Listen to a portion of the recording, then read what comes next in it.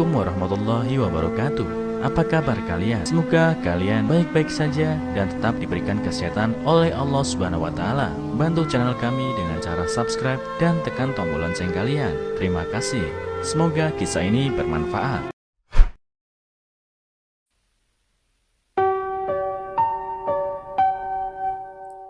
Pengemis mengawal gadis yang hilang menangis mencari neneknya, mengenali wanita yang membuatnya tunawisma bertahun-tahun yang lalu. Dikutip dari erabaru.net, suatu hari seorang pengemis sedang berkeliaran di jalanan ketika dia melihat seorang gadis kecil meratap dan memohon pada neneknya. Pengemis malang itu tidak tahan melihatnya dalam kesedihan, jadi dia mengantarnya pulang. Tetapi apa yang dia temukan di sana membawa kembali masa lalunya yang menyakitkan kepadanya. Frank Fizer adalah seorang tunawisma yang berkeliaran di jalanan setiap hari untuk mencari makanan dan tempat tinggal. Suatu hari dia sedang berjalan-jalan di taman ketika dia melihat seorang gadis kecil menangis sendirian di trotoar. "Nenek, tolong datang dan bawa aku pulang," dia terus berteriak sambil menangis. Udara semakin dingin dan Frank memperhatikan bahwa tidak ada seorang pun di sekitar gadis itu, menyiratkan bahwa dia tersesat atau sedang menunggu seseorang. Dia memutuskan untuk membantunya. Oh tidak, dia terengah-engah saat dia mendekatinya. "Kenapa gadis cantik sepertimu menangis? Anak kecil tidak boleh menangis. Hanya orang tua sepertiku yang harus menangis karena kita tidak secantik itu." Frank menyindir dan pura-pura menangis juga. "Lihat, gadis itu terdiam dan terkekeh." "Kamu tidak menangis, aku bisa melihatnya," katanya, menyeka air matanya dan memiringkan bibirnya sambil tersenyum. "Anda lucu."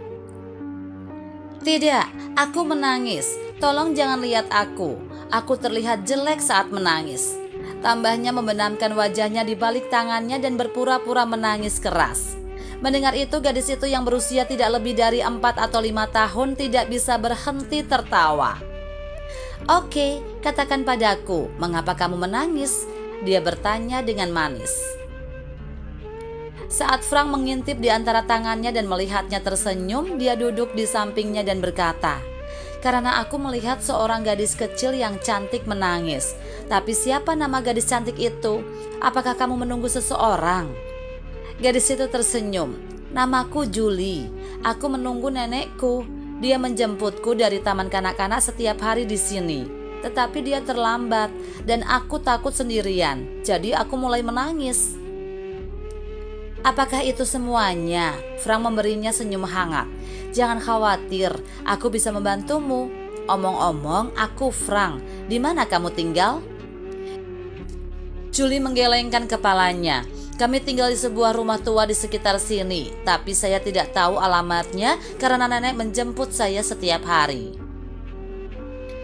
Pada titik ini, Frank tidak tahu harus berbuat apa. Udara sangat dingin dan dia tidak bisa meninggalkan Julie sendirian. Dia ingin membelikannya coklat panas, tetapi dia tidak punya uang. Namun dia memiliki jaket hangat yang diberikan oleh seorang pria baik hati beberapa hari yang lalu ketika dia menggigil di tengah hujan. Dia mengeluarkan jaket dari karung tuanya yang kotor dan memutuskan untuk memberikannya pada Julie. Sambil meletakkannya di atas bahunya, dia tiba-tiba melihat gadis itu memiliki label nama yang disematkan ke mantelnya dan itu memiliki alamatnya. "Oh, kamu punya alamatmu di sini," katanya sambil menunjuk ke tag. "Apa boleh saya lihat?" Julie melepas pintak dan menyerahkannya kepadanya, dan Frank melihat bahwa alamatnya tidak jauh. "Ayo kita pergi menemui nenekmu," katanya mengulurkan tangannya ke Julie yang meraihnya erat-erat. Setelah beberapa menit ketika Julie dan Frank tiba di alamat itu, Julie berlari ke pintu. "Nenek, aku pulang," dia berteriak saat dia bergegas masuk. Frank merasa aneh jika pintunya dibiarkan terbuka, dan ketika dia mengikuti Julie masuk, dia melihat neneknya tidak sadarkan diri di lantai tengkurap. "Oh tidak, nenek," dia menangis. "Bangun nenek." Frank berbalik dan melihat telepon di atas meja. Untungnya itu tidak terkunci, jadi dia segera menghubungi 911. Kemudian dia memeriksa wanita itu dan ketika dia membalikan tubuhnya, dia tidak bisa mempercayai matanya. Dia menatap wanita yang telah bertanggung jawab atas tunawismanya. Mengesampingkan masa lalunya, dia memutuskan untuk membantunya. "Madilyn, bangun," katanya mencoba membangunkannya, tetapi dia tidak mau bangun. Untungnya ambulans datang dengan cepat dan membawanya ke rumah sakit. Frank mengantarnya ke sana bersama Julie, meyakinkan gadis kecil itu bahwa neneknya akan baik-baik saja. Ketika para dokter memeriksa Madilyn, mereka menemukan dia menderita stroke. Itulah sebabnya dia pingsan. Mereka berterima kasih kepada Frank karena membawanya ke rumah sakit tepat waktu. Karena jika tidak, hidupnya mungkin dalam bahaya. Kemudian ketika Madilyn sadar dan Frank pergi menemuinya, dia terkejut melihatnya setelah bertahun-tahun. "Ya Tuhan, Frank, apa-apa yang kamu lakukan di sini?" Dia bertanya, suaranya bergetar. "Apakah kamu merasa lebih baik sekarang?" "Untungnya saya bertemu Julie dan setelah saya membawanya pulang dan kami menemukan Anda tidak sadarkan diri, saya menelpon ambulans dan membawa Anda ke sini." Julie berlari ke arahnya dan memeluknya. "Frank baik padaku, Nenek. Ketika kamu sakit, dia merawatku." "Benarkah? Oh, terima kasih, Frank." Wajah Madilyn memerah saat dia mengingat apa yang telah dia lakukan pada Frank beberapa waktu lalu. Beberapa tahun yang lalu, Frank adalah seorang guru dan Madilyn adalah bosnya sebagai kepala sekolah tempat mereka berdua bekerja. Akhirnya dia mengembangkan perasaan untuk Frank dan melamarnya. Namun Frank sudah menikah dengan seorang wanita bernama Laura dan menolaknya. Madilyn tidak tahan dengan penolakan tersebut dan memecatnya. Dia juga memberinya laporan karakter negatif sehingga dia tidak akan pernah dikerjakan sebagai guru lagi. Frank dan Laura tinggal di sebuah pondok kecil dan ketika Frank sedang mencari pekerjaan, Laura didiagnosis menderita leukemia. Dia tidak punya cukup uang untuk perawatannya dan kehilangan dia. Kematian Laura membuat Frank hancur. Dia menyerah pada segalanya karena istrinya yang dia puja tidak lagi bersamanya. Sayangnya Frank dan Laura tidak memiliki anak dan dia sendirian setelah kematiannya. Setelah kehilangan segalanya, Frank mulai hidup sebagai pengemis di jalanan. Itu semua karena Madilyn yang telah menghancurkan segalanya untuknya hingga dia menjadi tunawisma dan kehilangan semua miliknya. Namun sekarang dia melihatnya setelah bertahun-tahun dan mengetahui bagaimana dia menyelamatkan hidupnya. Dia menyesali semua yang telah dia lakukan. "Maaf," katanya pelan. "Aku benar-benar minta maaf atas apa yang kulakukan padamu, Frank. Aku membayar harga untuk apa yang aku lakukan. Kamu menyelamatkan hidupku, tapi aku..." "Nenek," Julie menyela, "kamu kenal Frank?" "Oh sayang, aku sebenarnya..." Madilyn tidak menyelesaikan kalimatnya. "Nenekmu dan aku berteman, Julie," Frank menjelaskan. "Kami bertengkar kecil beberapa waktu lalu, jadi kami tidak berbicara satu sama lain. Bisakah kamu menunggu kami dengan perawat di luar? Saya ingin mengakhiri pertengkaran ini dengan nenekmu. Aku tidak ingin menangis lagi. Dia membuatku menangis saat kita bertengkar, dan kamu tahu betapa jeleknya wajahku saat menangis."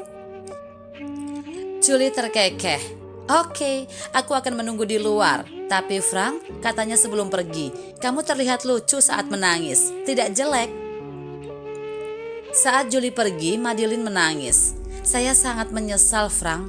Saya telah membayar untuk apa yang saya lakukan. Orang tua Julie, putra dan menantuku tewas dalam kecelakaan mobil beberapa tahun yang lalu, meninggalkannya sebagai yatim piatu. Saya satu-satunya yang dia miliki sekarang. Oh, betapa aku telah menyusahkanmu, namun kamu menyelamatkan hidupku. Maafkan aku." "Aku tidak punya keluhan apapun terhadapmu atau Julie, Madilyn. Julie adalah gadis yang cantik dan aku suka anak-anak. Lagi pula menjadi marah dengan kamu tidak akan membawa kembali Laura atau tahun-tahun yang telah aku habiskan dalam penderitaan. Tolong jaga Julie," gumamnya sambil berbalik untuk pergi.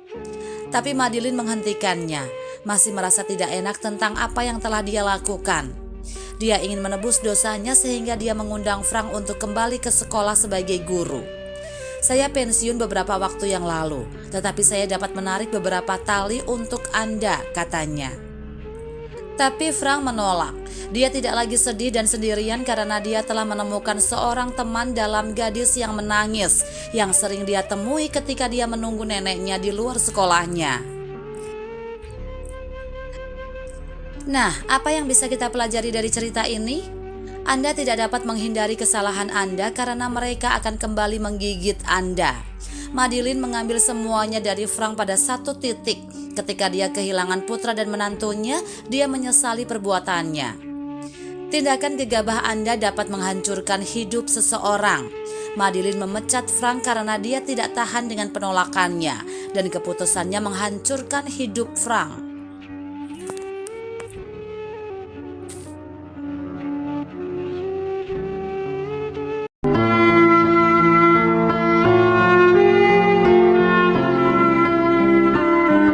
Assalamualaikum warahmatullahi wabarakatuh. Apa kabar kalian? Semoga kalian baik-baik saja dan tetap diberikan kesehatan oleh Allah Subhanahu wa taala. Bantu channel kami dengan cara subscribe dan tekan tombol lonceng kalian. Terima kasih. Semoga kisah ini bermanfaat.